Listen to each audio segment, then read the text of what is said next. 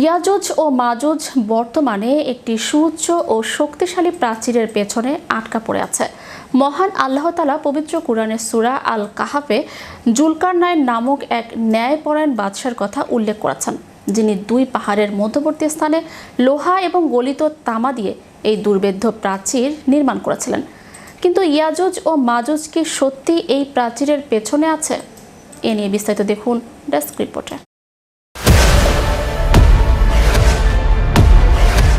ইয়াজুজ ও মাজুজ বর্তমানে একটি সুউচ্চ ও শক্তিশালী প্রাচীরের পেছনে আটকা পড়ে আছে।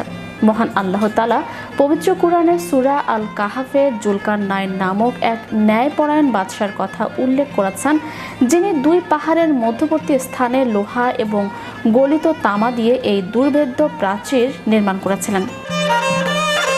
তিনি যখন পৃথিবীর পূর্ব ও পশ্চিম প্রান্ত ভ্রমণ করছিলেন, তখন এক দুর্গম পর্বতমালায় পৌঁছান।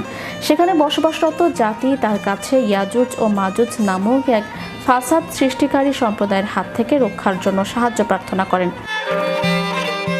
জুলকারনাইন তাদের সাহায্যে দুই পাহাড়ের মধ্যবর্তী স্থানে একটি বিশাল প্রাচীর নির্মাণ করেন। এটি সাধারণ কোনো দেয়াল ছিল না, তিনি লোহা ও গলিত তামা ব্যবহার করে এমন এক ধাতব বাঁধ তৈরি করেছিলেন যা ছিদ্র করা বা অতিক্রম করা অসম্ভব। তিনি ঘোষণা করেছিলেন, এটি আমার রবের এক রহমত। যখন আমার রবের প্রতিশ্রুত সময় বা কিয়ামত আসবে, তখন তিনি একে চূর্ণ বিচূর্ণ করে দেবেন।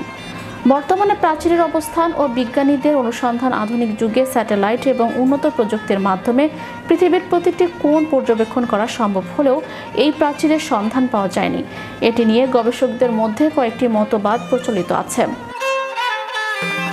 অনেক ইসলামী চিন্তাবিদ মনে করেন, আল্লাহ তাআলা কুদরতিভাবে এই প্রাচীরকে মানুষের দৃষ্টি থেকে আড়াল করে রেখেছেন।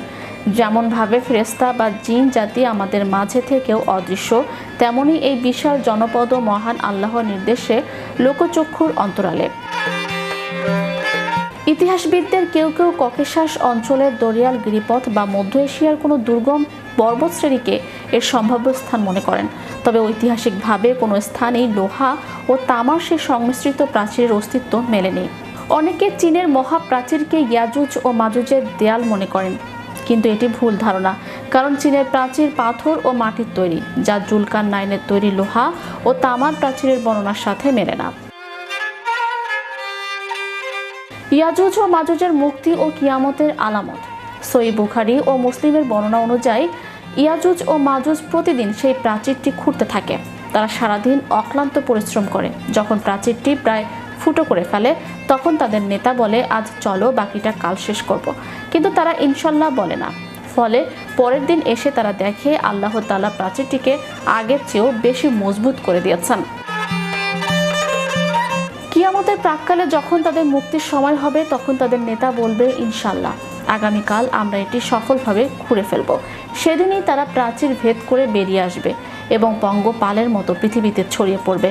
তাদের সংখ্যার আধিক্য এত বেশি হবে যে তারা গালিল সাগর বা তারাবিয়া জলাশয়ের সমস্ত পানি পান করে শেষ করে ফেলবে। Channel Europe news desk.